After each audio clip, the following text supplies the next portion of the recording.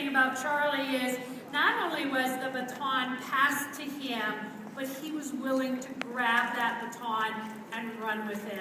And I am so grateful for Charley for really taking the lead on this Success Summit, because I think this is just the beginning of some really big things and the beginning of some huge growth in our organization.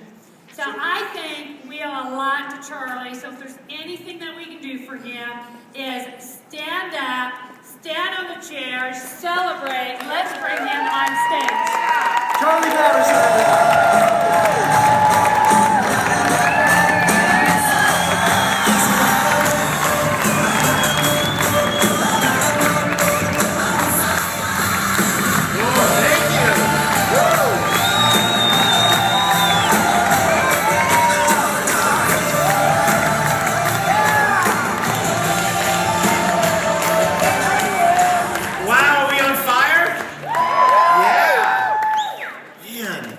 Incredible 3 days? Yeah. Let's see, Mo, what really has made it that incredible? I mean, getting all this feedback and what an incredible event from every which way that I look at it. And I thought, what really made it as amazing as it is you. Is you being here. Because without you here, it wouldn't have happened. Without you here, your team wouldn't be here.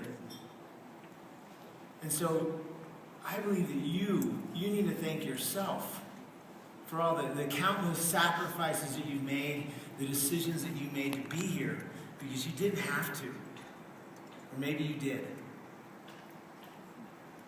And these events are going to continue as we have the February coming up, and you know, we've heard from all the speakers that they have the blue dot on and they've already registered. And we know that you're going to do the same, and the event will sell out like we've been experiencing all those LTOs and everything that's been happening with all this momentum. And that's really a common thing that we're going to see. But for those of you that I haven't had the pleasure of meeting yet, my name's Charley Patterson, and I've been with New Skin for almost 10 years. February 1st, 2014 will be my 10-year anniversary. And thank you. My journey actually started back in Oregon, and I dropped out of school back in 1994 to go pursue my dream. And my dream was to become a professional wakeboarder. And I remember when I said that I wanted to do that, and everyone in my life, my coach, my family, my teachers, my friends, all told me that I was crazy. And they said, how are you going to become professional in something that doesn't even exist? And I had one person that believed in me, and that was my dad. And he said, Charley, you have to go do this and follow your dreams.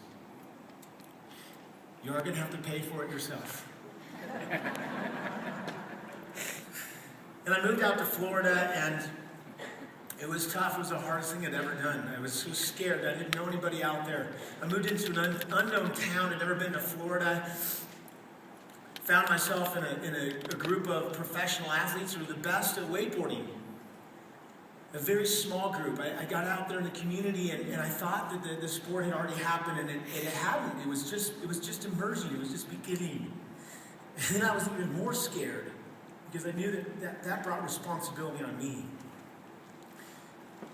And I wanted to go home. I literally found myself crying at night because I just didn't like it. The resistance and the pressure was so great. And I'd call home, and my dad would tell me that I'd never quit anything. I'd never quit anything in my life, and so why would I start now?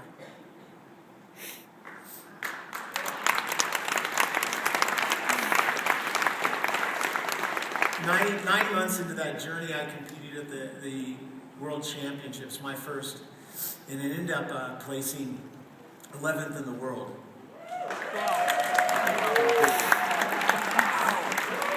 Maybe we need some more translation on that. I didn't wakeboard, and then I moved to Florida. 9 months later, I finished 11th in the world. I know, kids, maybe we need the what team are we on speech? I don't know again. Good job, Charlie! Thank you. Now, many of you guys know I do it. There were only 12 wakeboarders in the world. So it was very humble beginnings, and I was making $200 a month, and I made a promise that I would go back to school and finish my degree and become a doctor if I didn't become professional. But I finished 11th in the world in the pros, and I was making $200 a month, so I made my commitment, right? And so I didn't go back to school. Now, I didn't tell anybody how much I was making, right? Because what would you have said? Wouldn't you have told me, Charlie, you need to go back to school and become a doctor? And so I stayed true to that vision, and within a couple of years, those same people that thought I was crazy, the very same people that thought I was crazy, that told me I was crazy, were not only wakeboarding, they were riding a wakeboard with my name on it.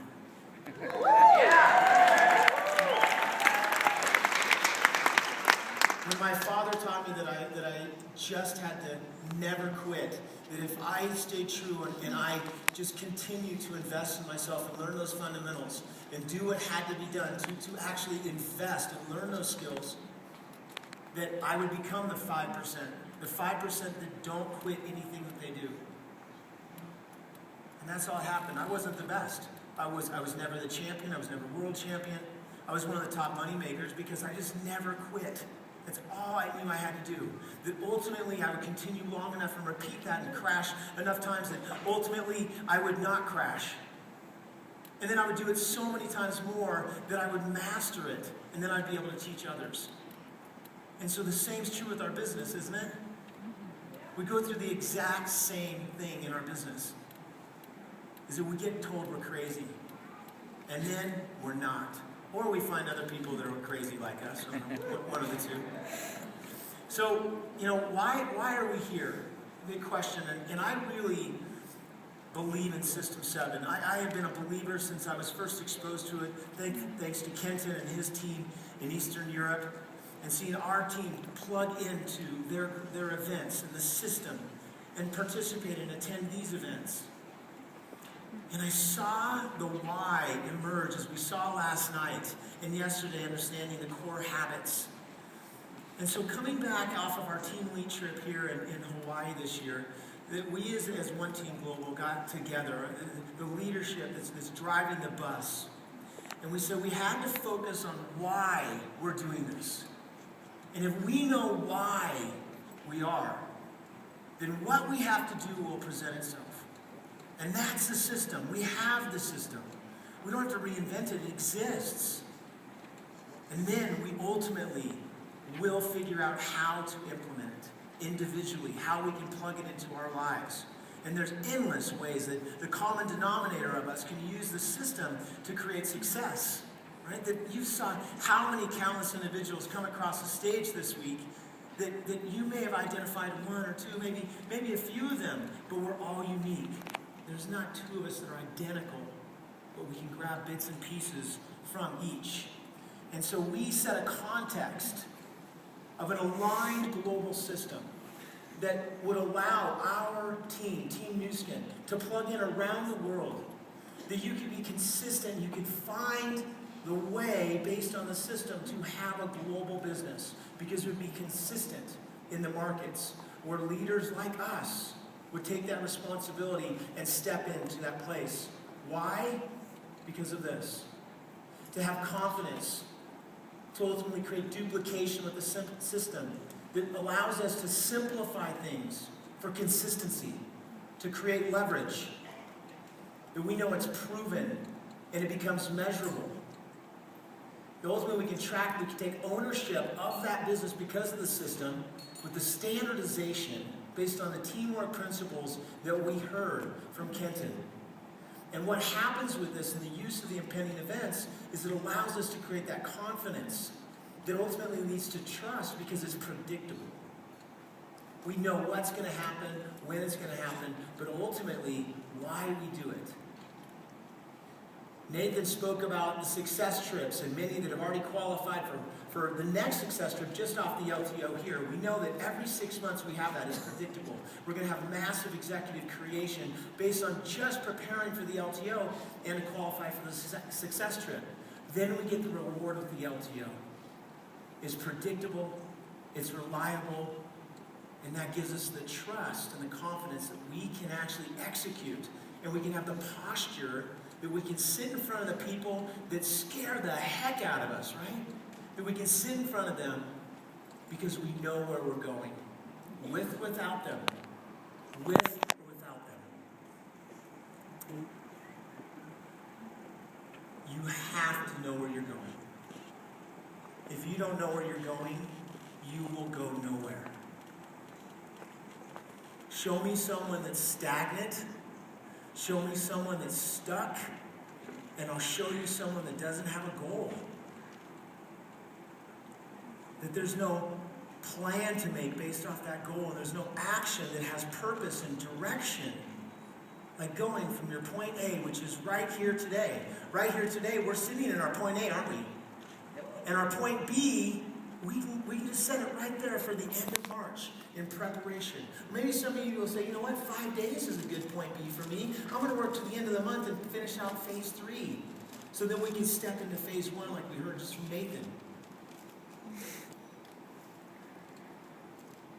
Now, I've had some blind spots in my life that have been shown to me by some incredible people. Many that are in this room. And yesterday, and several days actually this week, we heard from one of our founders, Sandy Tillotson. How was Sandy? And I can see what she's created with the vision that she had. And about 6 years ago, I found myself in this repetitive cycle. This cycle that just kept repeating for 6 years, where I was in a relationship that we'd get together, we'd break up. We'd get together, we'd break up. We'd get together, we'd break up. And on the Team Elite trip in Fiji, Sandy and I were on some excursion on the bus, and I happened to be able to sit next to Sandy, and we were talking, and we started talking about relationships. And she asked me, she said, Charlie, have you ever set a goal around your relationship? Because you seem to be in this stuck place. And I said, well, no, I've never set a goal. She said, you set a goal around business. You set a goal around sports. You set around, goals on anything. Your relationship, the love of your life is the same thing. And you're stuck. So clearly you don't have a goal. So we sat down. And we put pen to paper. And she sat there with me for hours and asked me, what is she like? What does she look like? What does she want in her life? What are her spiritual beliefs? What's her character like? And she kept asking me more questions, until I felt like there was nothing else to say, and then my cup was just empty. Then she just asked me more questions, and we'd write down some more information. And I said, I feel like there's getting so much information on this paper that I'm like limiting out like the whole world, right? There's like, how could anyone be everything that's on this piece of paper? Like that feels impossible. I remember voicing that to her, like saying like, man, I feel like doing this exercise is like jinxing me. It's like eliminating the possibility of it even happening. And then she asked me the toughest question I've ever been asked in my life. She said, Charlie, are you this list? And I said, I'm not. I'm some of those things. I'm not all of them. She said, when you grow to become this list, when you are this list, you will attract that woman into your life because like attracts like. And so, because I set a goal with this, I had a plan, right? I had something to look at that okay, this is my plan. I have to grow to become this list. 2 years later, after literally just like investing not only in the business, but in Israel, right after I had that meeting with Sandy, I'm sitting with Nathan Ricks, Dan McCormick, and Lon Wardrop. And I asked them, okay, I'm a team elite, but how do I get to become a team elite like you? And they said, Charlie, you have to invest in yourself as much as you invest in your business. And I'll never forget those words, ever. 3 of us in a circle, or 4 of us in a circle. And so for 2 years, I worked on myself at the same time working the business. And I reached a point where I was 35, and I remember like, oh my gosh, when I was 17, I remember saying that I was going to find the love of my life at 35 years old. At the point that I was financially free, that I would have that stability and security, that I could really start to invest in a family. And all of a sudden I'm 35 and I go, oh my gosh, it's time, I've got to set the goal. And I'm looking at the list and I'm like, I am these things. And I entered into a goal-setting program, okay? I'm like, okay, it's time to take action. I have to now move into finding this woman. And so I actually hired some coaches. I had like 5 coaches. And I set a goal to meet my wife in 90 days. Is that ridiculous? Is that... It's so ridiculous. Thank you very much. So I set a goal. Okay, now it's time. I've got my paper. I'm going to meet my wife in 90 days. And this is like saying, okay, I'm moving to Florida. I'm going to become a pro wakeboarder, right? Except even more ridiculous. So just things can progressively, one of my leaders I noticed in the room, Stephen Roddy, new Ruby that went across the stage last night. He sent me this this logo, this picture, and it said, and pardon my language here, but this is what it said. It said, God only gives me what I can handle, and apparently he thinks I'm a badass. Because about 90 days into this, my coaches said, Charlie, are you up for a challenge? This was common on a daily experience, and I said, sure, what's the challenge? He said, we challenge you to meet your wife in 24 hours. And after the nausea settled, and I came to started to breathe again, and I think, there started to be light gather in the room, and it got really narrow for a little while. I realized, okay, this is the same as everything else in my life. I accepted the challenge blindly. I have to have faith that because and be committed that if I move forward and I am committed, then providence will move too. And all sorts of unforeseen events, circumstances, people will come my way in support of what I'm committed to. So I have to commit. And I just have to have faith. I have to believe that in 24 hours, this woman is going to appear in my life.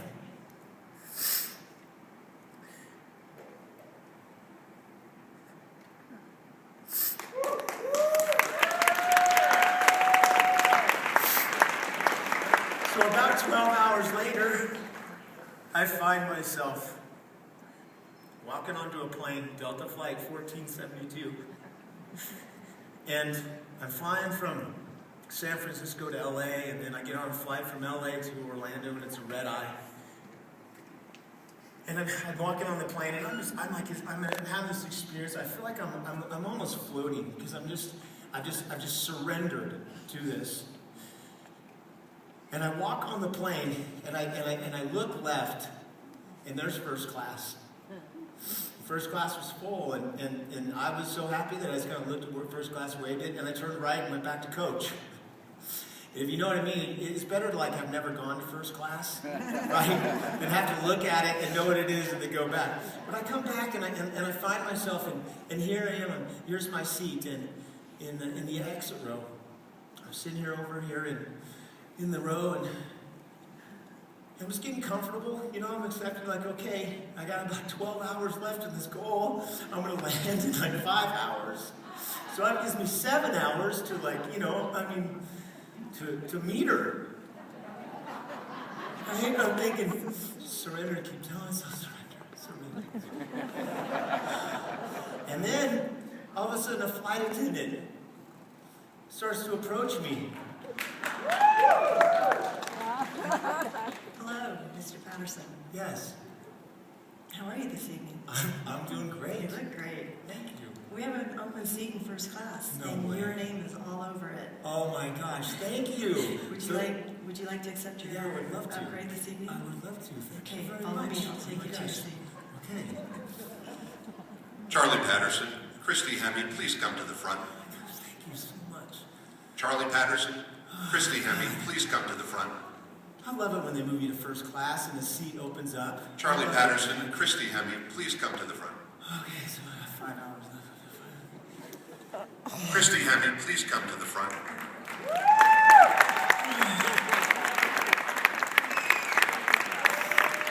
wonder if I could ask you for some water or something here and there.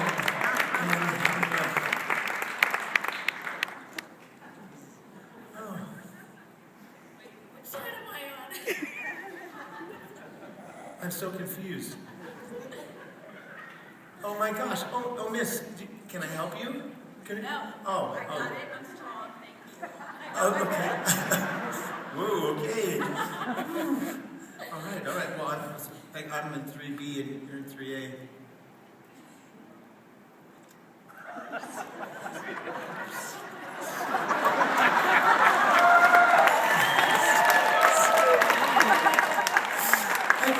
Seriously, I've never been sat next to someone beautiful, ever. And I'm looking at this woman, and she's an angel. And there's no way this could be happening. There's no way, right? There's no way. There's no way that this would happen, that I would make a commitment like that I would meet my wife. Could this be her? Hi.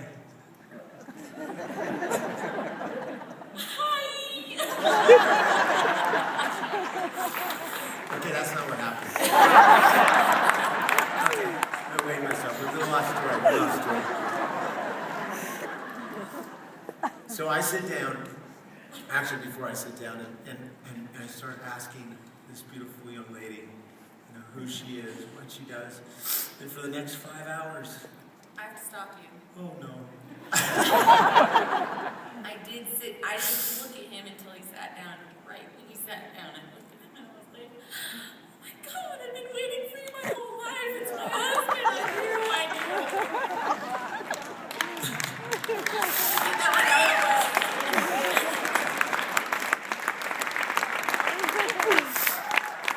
So we had a red-eye flight. We had incredibly big talk for 5 hours. And that was on July 14th, 2008. And the signs that happened for the next year and a half were like God was slapping me in the face and saying, pay attention. Because she was everything on the list. Everything. Intimidating. Challenging. Supportive.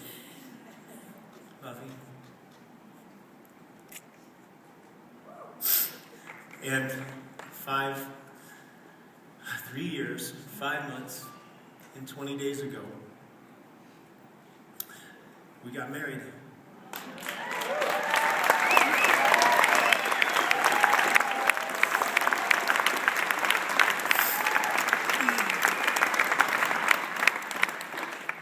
That after accepting a challenge and setting a goal of meeting my wife in 24 hours, I met her 12 hours later. I'm glad I didn't know I was a goal. But today is a very special day.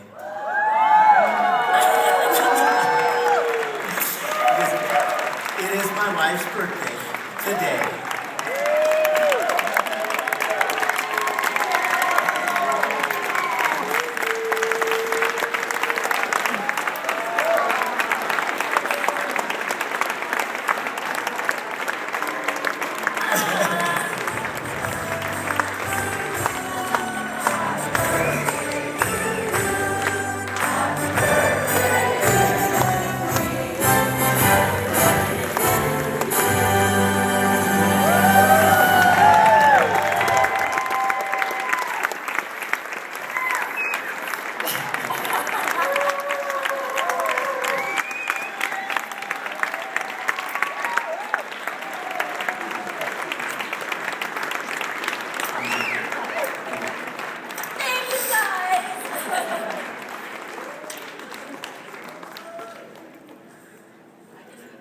is bad. Thank you, Christy!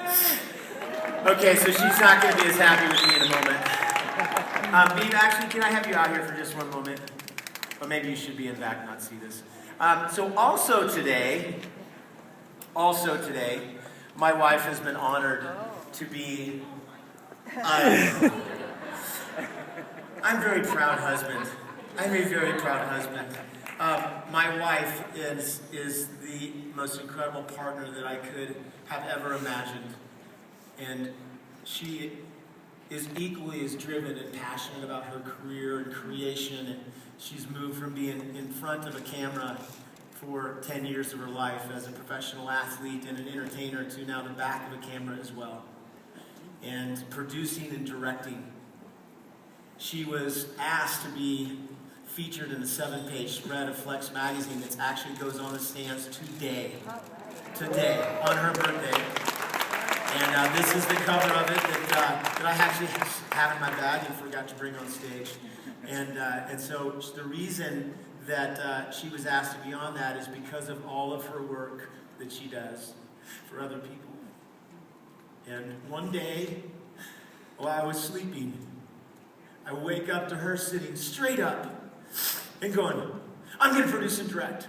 And I was like, okay.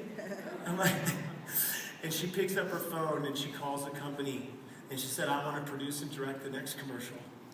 And they said, okay.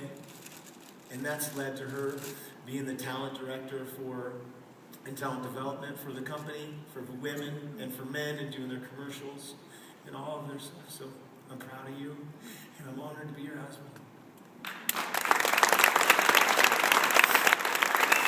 And happy birthday.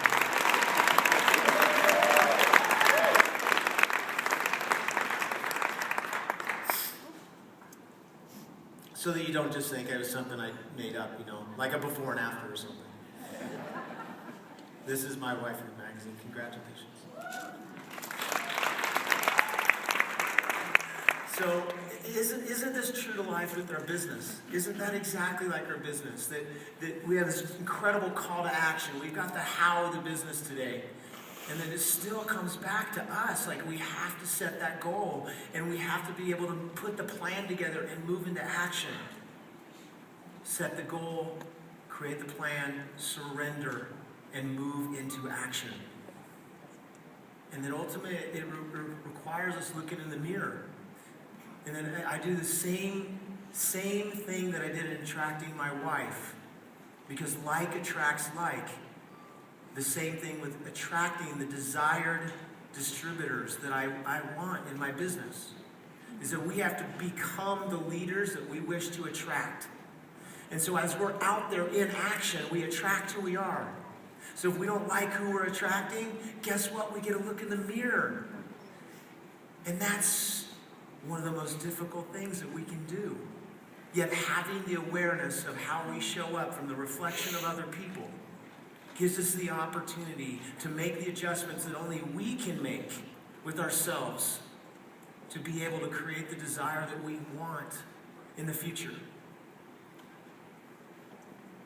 One team, one dream, $1 billion right here.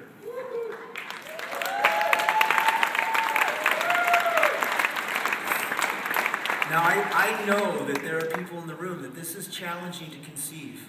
This is the context that we held with all of our speakers in this event this weekend. That we lead with that vision, that we conceive it, we see it, we believe it, so that we, moving forward, can attract those that want to follow with us, lock arms with us, and move with us. Do we know exactly how we're going to get there? No, we don't. Do we ever? No. But we have to commit to it. And just as I attract my wife, and you've had those results in your life of the commitments that you've made, we will do it. I love Nathan projecting to 2018. I think it's 2017. Right here in our backyard. That we represented our events.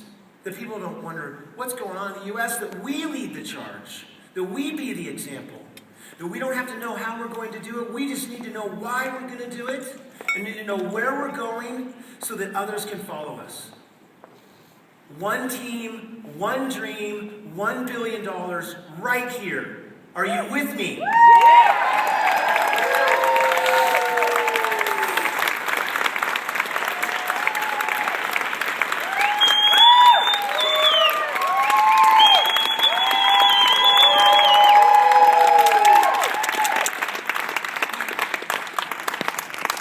Success Summit's going to sell out. I would love to see it sell out today. I would love to see it sell out today, that we as a group take responsibility and ownership for our business as we move to action. And we sell out that event because we know what we're going to create. We know where we're going, and we know we're going to attract those people. So register, lead the example for your team, and thank you for all.